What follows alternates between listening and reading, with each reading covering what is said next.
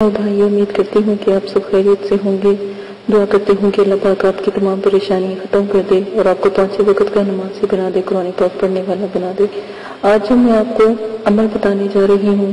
مکان، دکان یا کوئی بھی کاروبار ہے، اس میں برکت کے لیے آپ یہ عمل کریں تاکہ آپ کی مدد کی جائے۔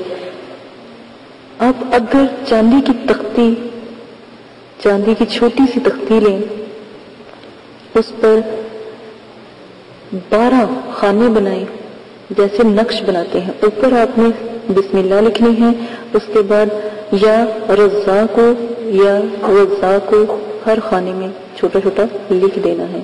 اب وہ تختی یا تو آپ اپنے پاس رکھ لیں یا پھر اپنی جہاں پر آپ، اگر گھر میں کوئی کاروبار ہے تو گھر میں لگائیں، باہر کوئی کاروبار ہے جہاں پر بھی کاروبار ہے وہاں پر لگائیں۔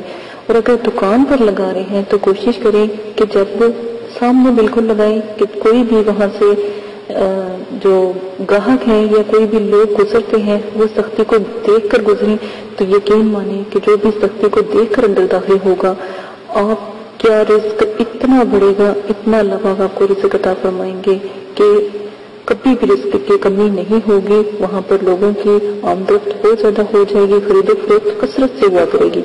اس کو اگر آپ ایک اور میں طریقہ بتاتی ہوں، اگر اس کو شرف قمر یعنی پہلے مہینے کی مطلب کہ اچھے دنوں میں اور رات کے وقت عشاء کے چلے بعد آپ لکھ لیتے ہیں یا عشاء کے بعد آپ یہ تختی بنواتے ہیں تو بہت ہی نایاب ہے۔